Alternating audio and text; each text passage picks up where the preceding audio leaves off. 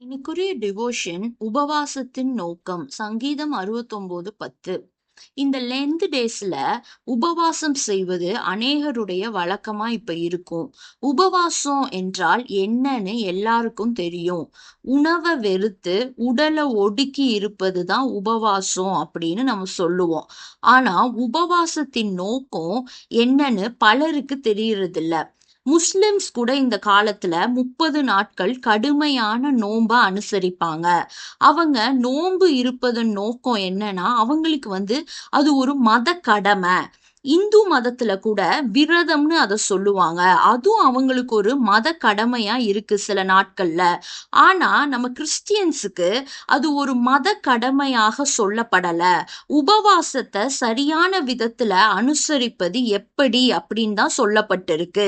இயேசுவிடம் சிலர் யோவானுடைய சீஷரும் பரிசேயருடைய சீஷரும் உபவாசிக்கிறாங்களே, ஆனா உங்க சீஷர்கள் உபவாசிக்காம இருக்காங்களேன்னு கேட்கிறாங்க. மார்க்ல படிச்சா இது தெரியும்.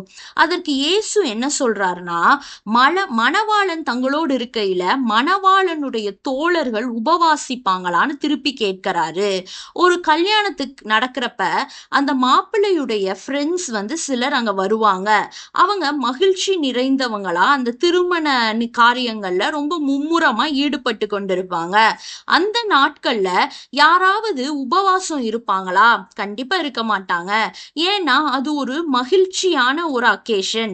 அந்த சந்தோஷத்துல அவங்களும் தங்களை இணைத்துக் கொள்வாங்க. அந்த மணமகனுடைய ஃப்ரெண்ட்ஸ் போல என்னுடைய சீஷர்களும் இப்ப சந்தோஷத்துல மகிழ்ச்சியா ஏன் கூட இருக்காங்க.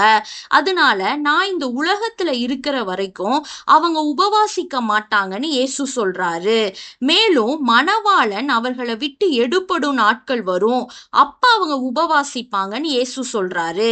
இயேசு இந்த உலகத்தை விட்டு போன பிறகு அவங்க உபவாசிப்பார்கள் அப்படின்னு சொல்றாரு. எதற்காக அப்படின்னு பார்த்தோம்னா, இப்ப ஒரு வெளிநாட்டுல இருந்து ஒரு மாத விடுமுறையில வீட்டுக்கு அப்பா வராரு அப்படின்னு வச்சுக்கொள்வோம். அந்த ஒரு மாதமும் கொண்டாட்டமா தான் இருக்கும். அந்த வீட்டுல விதவிதமா அம்மா சமைச்சு கொடுப்பாங்க. வீட்டுல மகிழ்ச்சி களை கட்டும். மீண்டும் தகப்பனார் ஃபாரினுக்கு போயிட்டா வீட்டுல ஒரு இனம் புரியாத சோகம் வந்துடும். அப்பாவோட பேச முடியாது, அவர் டெய்லி பார்க்க முடியாது, அவரை மறக்க முடியாம சிரமப்படுவாங்க.